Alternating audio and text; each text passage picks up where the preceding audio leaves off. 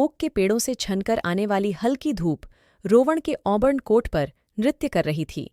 वह कोई लाल हिरण नहीं था। रोवण एक राजकुमार था जिसे एक दिन विस्परवुड के भव्य हरिणझुंड का नेतृत्व करना था। उनके दिन अपने भाई बहनों के साथ धूप से ढके घास के मैदानों में चंचल पीछा करने और अपने बुद्धिमान पिता शक्तिशाली हिरण थॉर्न से जंगल के रहस्यों को सीखने से भरे हुए थे। शरद ऋतु की एक सुहानी सुबह हवा में एक अजीब सी खुशबू भर गई। विस्परवुड की परिचित मिट्टी की गंध के विपरीत यह तेज और धात्विक था। रोवण के रोए में डर समा गया। उसने अपनी माँ एलारा को, जो पिघली हुई चॉकलेट जैसी आंखों वाली चिकनी हिरणी थी, कुहनी से सहलाया। यह क्या है माँ? रोवण फुसफुसाया। एलारा के कान हिल गए। यह मनुष्य की गंध है, उसने बड़बड़ाया। उसकी आवाज़ चिंता से भरी हुई थी।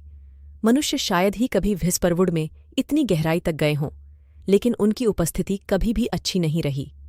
दिन हफ्तों में बदल गए और हवा में धात्विक तांडव तेज हो गया।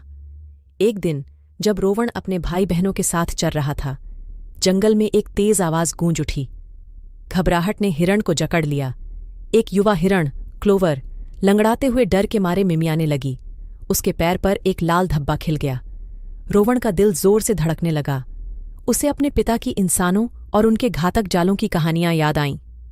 डर ने उसे खत्म करने की धमकी दी, लेकिन फिर उसके सीने में एक भयंकर संकल्प भर गया। उसे क्लोवर की मदद करनी थी। उसने उसे धीरे से घने जंगल की सुरक्षा की ओर धकेला, धीरे से पुकारकर आगे बढ़ने का आग्रह किया। यह एक जोखिम भरा कदम था, जिससे खुद को संभावित खतरे का सामना करना पड़ रहा था, लेकिन रोवण जानता था कि उसे क्या करना है। जैसे ही वे घने जंगल में पहुंचे, एक और तेज आवाज ने हवा को विभाजित कर दिया। रोवण सबसे खराब की उम्मीद करते हुए घबरा गया, लेकिन तभी एक छोटी सी कराहने की आवाज ने उसका ध्यान खींचा। उसने शाखाओं के बीच से झांका और एक दृश्य देखा जिसने उसे आश्चर्यचकित कर दिया।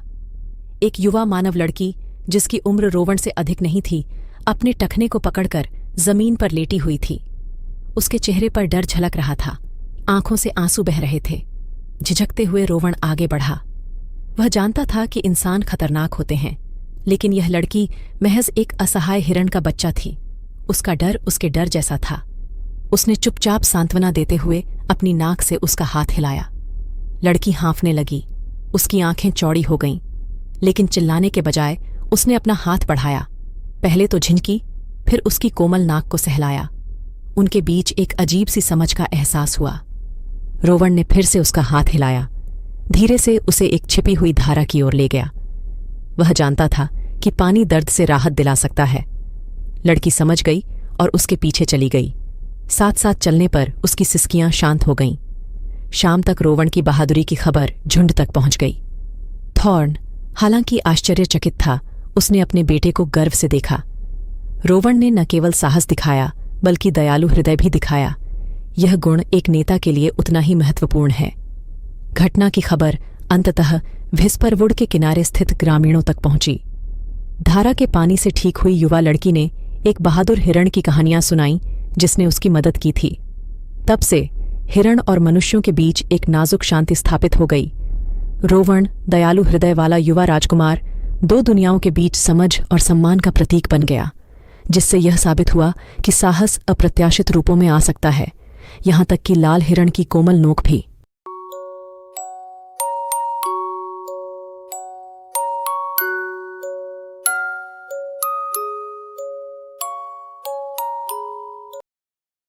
Goodbye.